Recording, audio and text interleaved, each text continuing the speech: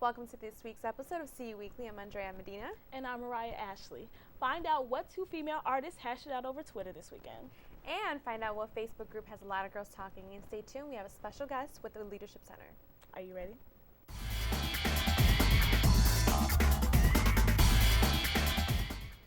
Tonight with me, I have Hannah Butler, Andrea Medina, and Sahara Khan. Hi, ladies. How are you? Good. Good. You guys look really pretty tonight. I like this color scheme we got going on. Yeah, really Valentine's Day. Our first topic tonight is on the government shutdown. Now, I'm sure you ladies know about this, but the government is unable to decide on a budget regarding Obamacare, resulting in the government organizations being shut down until further notice. I don't know what to say about this. And a lot of people I've heard have been blaming Obama for this, strangely. I don't really understand that. I'm a little confused personally on why they're blaming him, but what do you guys think? I think that you can't put the blame on one person, especially President Obama. I think most of the responsibility goes towards Congress. The fact that they can't come to a compromise and be able to work together. I understand that we're a very polarized government right now, but the Republican Party and the Democratic Party not being able to come together to discuss a budget, and it's just I think irresponsible on their part.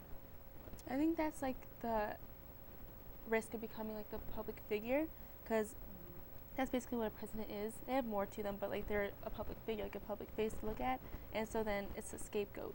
Like when there's countries in crisis, kind of like who we're gonna blame? Oh, the obvious president. Mm-hmm. So I think that could be a major reason.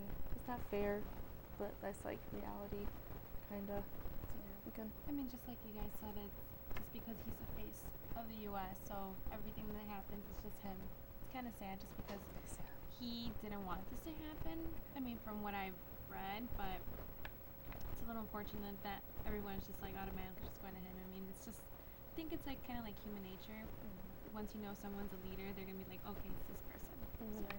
But they should know that many of our decisions are made through Congress and all these various people that go in towards getting these legislatures passed. So I think it's ridiculous for people to say it's one person's fault. Obama is a scapegoat, like you guys said, but I put the blame on Congress. Like, it's their responsibility. Yeah. Right? Well, I am proud of Obama for continuing with his mission with the Obamacare. I mean, he could have easily let this, completely shut his plan down, but he didn't. I'm kind of proud that he kept it going for the American people who do need the Obamacare. So that's just me personally. But in other news, I don't know if you ladies have heard about this. Are any of you guys members of the Champagne Closet Recycle Facebook group? Recently. Yeah. Well, for those of you who don't know about the Champagne Closet Recycle group, it's a Facebook group that allows people to sell and buy things that belong to others. People can set the prices for the items they want to sell, and prices can be negotiated or things can be bid on. It's all up to the seller pretty much. Students usually message each other on trying things on and meeting up to make the sale. Have you guys got any good stories? Anybody recently used the group? I mean, like I just said, I just been recently added. But when I was looking through it seems kind of like a mini eBay. That's what I was getting from it. Yeah, it does look like that. I call it like a mini Plato's Closet, like an online Plato's Closet. I think it's like I think it's a really smart way for like students to easily purchase clothes, because I mean, we don't really have time to go to the mall, and Urban and Apricot Lane can sometimes be a little pricey. So this is like an inexpensive way to get like really cute clothes. I feel like so many people put really cute things out there.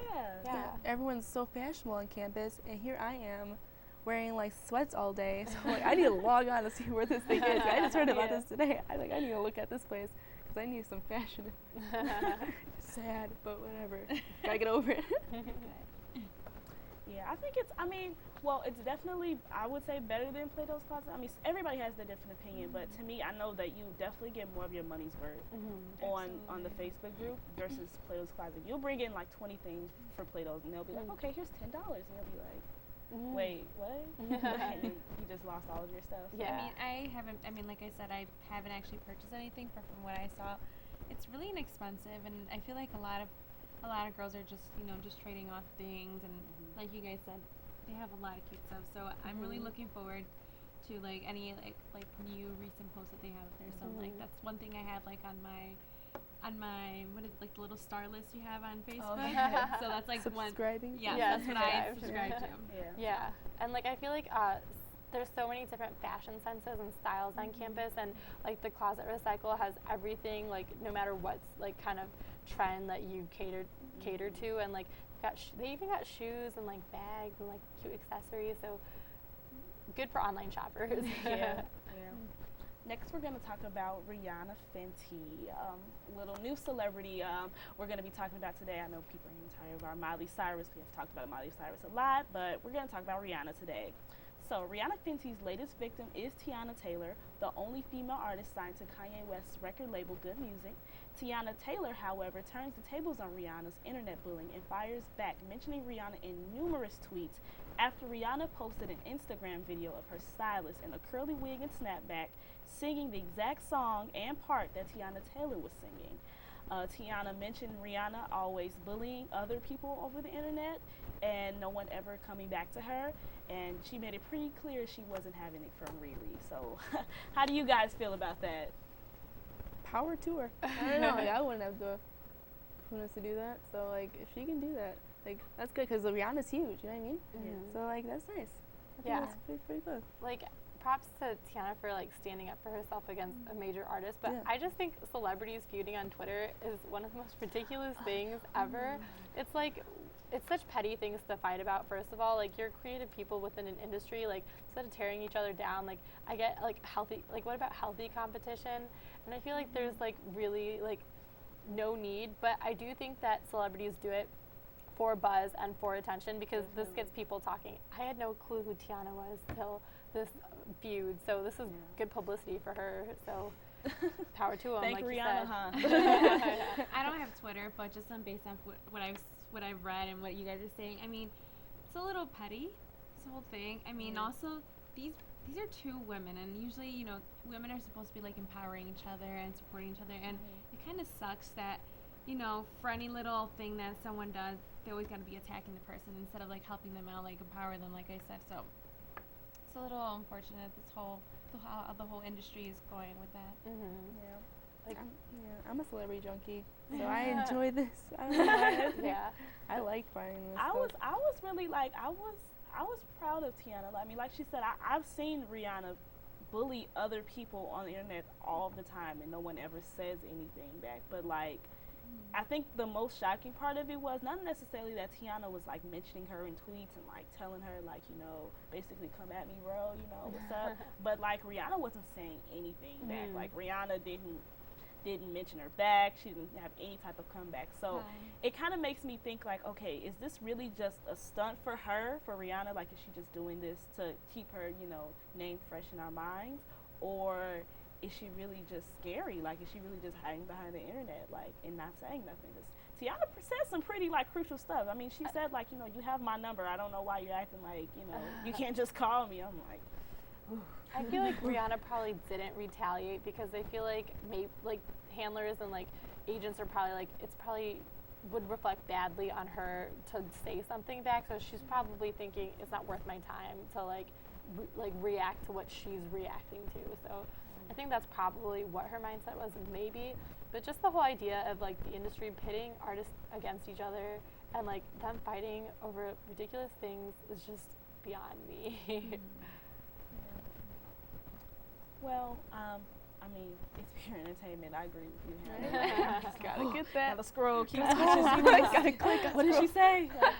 I don't know. That's just for our announcements today, first of all, we want to give our condolences out to the family of the U of I victim who did lose her life last Friday. Very sad situation, but like I said, they're my prayers, and I wish the best for them. I hope they can get through everything that they're going through. Also, just some fun facts.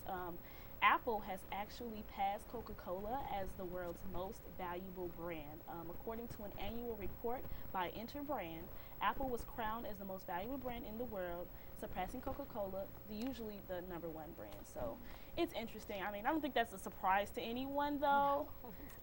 I love Coca-Cola. So it makes me mad. I'm joking.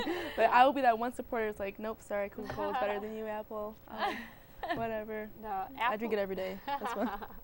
I'm not a pop person, but Apple is everywhere. Apple, like, they've essentially monopolized the industry, even though we're not about monopolies here. But yeah, yeah. I mean, I don't know what I'd do without my iPhone or my MacBook. I know it's weird now. I have no clue. Yeah. I mean, well, I kind of see it coming. Like, Coca-Cola's like, okay, you make drinks. That's great, But Apple's like, oh, here's an iPad. Yeah. Here's a MacBook. Here's a MacBook that weighs, 1 ounce. Like, oh my gosh, like, Coke. Right? Yeah. So, I mean, kudos to Apple. Keep it up. Sorry, Coca-Cola fans. Bring bread today to support them.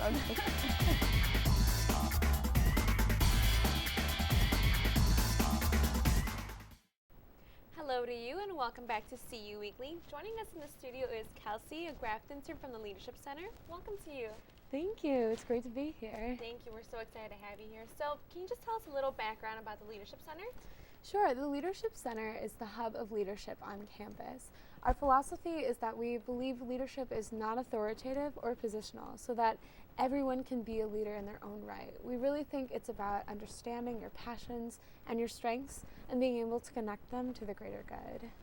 So like I mentioned earlier, you're a graph intern. So what exactly does that mean? What is a graph intern? Well, there are 4 graph interns that work at the center. It's a professional internship that's year-round, seniors and 3 seniors and 1 junior. And what our primary task is to organize the I programs. So I just recently did Insight the 21st of September, and then I'm doing Integrity next month. And so each intern takes a different role in that respect. And then we also do marketing, and we do different other projects among the Leadership Center. That's very cool. So how does your typical day look like for a graph intern? Oh wow, a lot of email answering, a lot of communication within the organization to participants of the program. Our programs usually have 90 participants and then 10 small group facilitators. So you communicate with all of these participants as well as doing marketing, so communicating with anyone who has questions. And we also have a certificate program, so we communicate a lot with them. And so it varies day to day, definitely depending on like what project you're taking on and what's coming up next. Absolutely. So for those who are, interested in maybe possibly being a graph intern, what do they have to do? Well, I would recommend beginning with an I program. It's really easy to visit www.illinoisleadership.illinois.com, and you register for the I program, and the one coming up is called Ignite, and that's this weekend, but there are a number of them that are continuing throughout the semester. So it's a really good introduction to what we do and to how we believe in leadership and how that manifests. And then when we see students like really embody our principles and really apply themselves in different leadership positions within their group or within like a small facilitator position, then that like really kind of gets the ball rolling for the graph position. Awesome. Yeah. So you mentioned about the I programs. What do the I programs, and what exactly do people do in the I programs? Sure. We have 5 different I programs, and they each kind of consider different aspects of leadership. So Ignite, it was my first one. It was probably my favorite. It concentrates on kind of emotional intelligence and understanding your strengths and your weaknesses, as well as how you interact with others. So really being able to embody, what you're good at, and being able to talk about it, and especially kind of understanding like the range of strengths that others have as well, and seeing how your dynamic fits. And then we also have Intersect, which is student-led, and it's really a fun time. It's all about teamwork and team development and understanding your position in a team.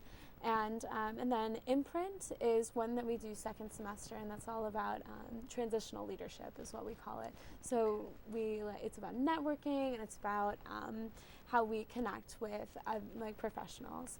And then finally, we have Ignite and we have Integrity. Integrity covers ideas of morals and ethics within you and then within the professional world. And then Ignite is all about being able to give a pitch and understanding, being able to articulate your manageable goals and your stretch goals within your RSO or your group on campus. Sounds very cool. So I think you mentioned about I guess there's like a certificate program within the Leadership Center. Can you elaborate on that? Sure. Okay, so the program is a 4-semester endeavor, and we only offer it to sophomores and freshmen, and then first semester juniors. And enrollment is in the fall, so you can only enroll now. All you have to do is attend an orientation and then continue with the process. So the first 2 semesters, you outline a personal development plan. And with that, we have an 11 skills and attributes model. And so you kind of really understand your place and how you want to grow within each one of those concepts. The next two semesters, we pair you up with a leadership coach, and you form a kind of a mentoring relationship with this person, whether they're on staff in campus or a professional or a grad student or what have you. And so it's a really cool journey, and you're able to record it and document it at the end because you compile a leadership portfolio, and we present that at the ending ceremony. Before we wrap it up, are there any dates that we need to keep in mind that are coming up for the Leadership Center? Just the I programs that are coming up, the deadline for the leadership application at the end of October, and we hope to see you at the I programs at the Leadership Center soon. I'll be there. Thank you so much for coming by. Thanks for having me. Thank you.